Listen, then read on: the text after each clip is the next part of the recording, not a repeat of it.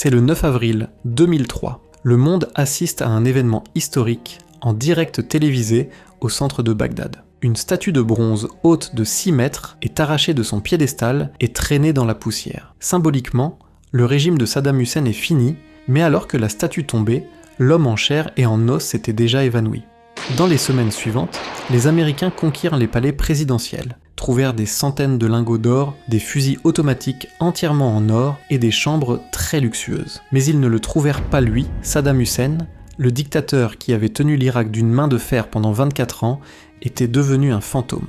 Il avait à disposition des millions de dollars, un réseau de fidèles prêts à mourir pour lui et une connaissance du territoire supérieure à celle de n'importe quel satellite espion américain. Ceci est l'histoire de comment la plus grande chasse à l'homme de l'histoire moderne s'est conclue non par une bataille épique, mais dans un trou sale au milieu de nulle part. Bienvenue dans l'opération Red Dawn.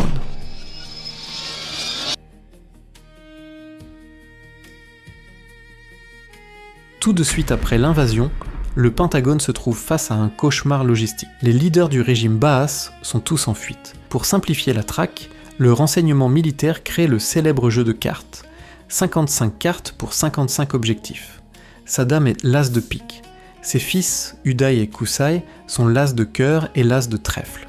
Pour les trouver est activée la Task Force 121, une unité secrète d'élite composée d'opérateurs de la Delta Force, des Navy Seals et d'agents de la CIA. Ils sont le meilleur du meilleur, ils ont des drones, des hélicoptères silencieux et la technologie d'interception la plus avancée de la planète. Mais il y a un problème, toute cette technologie est inutile contre Saddam. Le dictateur a compris une chose fondamentale. S'il utilise un téléphone, un satellite ou une radio, il est mort. Ainsi Saddam fait un saut en arrière dans le temps, arrête d'utiliser l'électronique, communique seulement via des courriers à main, des petits billets en papier et le bouche à oreille. Pendant des mois, la Task Force 121 frappe dans le vide. Ils reçoivent un tuyau, partent avec les hélicoptères, défoncent les portes mais trouvent seulement des lits encore chauds ou de la nourriture mangée à moitié. Nous arrivons à l'été 2003. La frustration parmi les commandements américains est à son comble. La résistance irakienne grandit et utilise la liberté de Saddam comme propagande. Le renseignement décide de changer de stratégie. Ils comprennent que Saddam ne se fiera jamais à ses gardes, au corps des officiers ou aux généraux. Il se fiera seulement à son sang.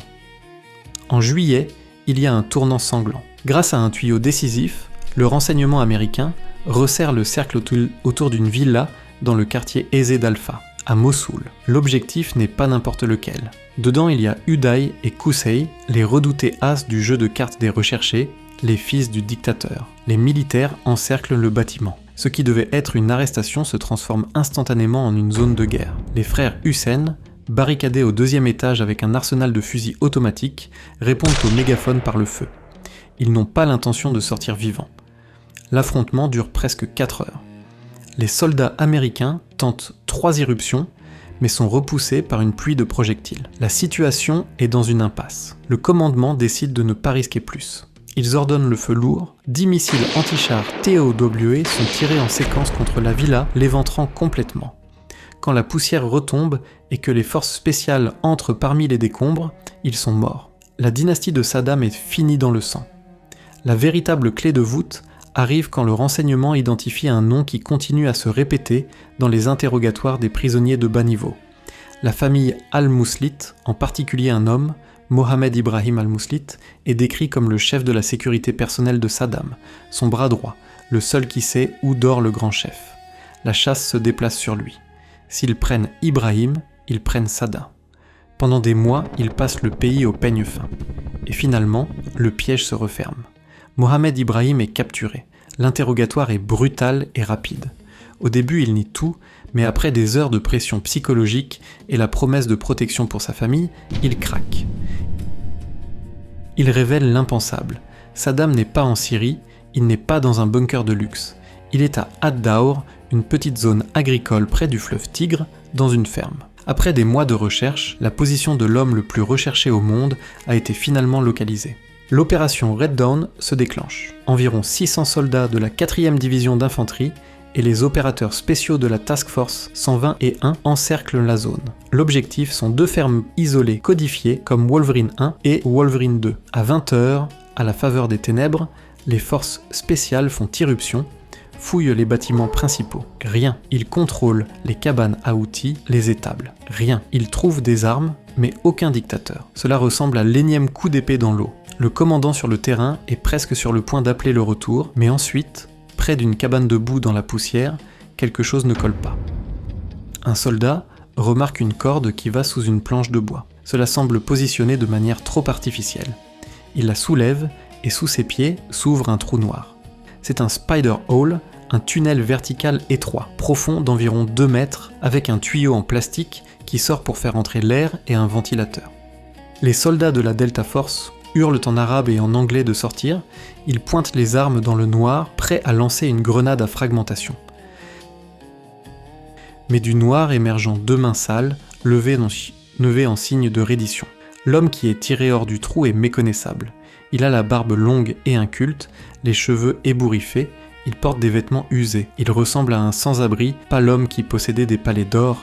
Il est désorienté, dans un anglais hésitant, il dit au soldat « Je suis Saddam Hussein, je suis le président de l'Irak et je veux négocier ». Un soldat américain le regarde et répond par une phrase entrée dans l'histoire « Le président Bush vous envoie ses salutations ». Saddam avait avec lui un pistolet Glock 18C chargé. Il aurait pu combattre ou se suicider. Il choisit de se rendre sans tirer un coup.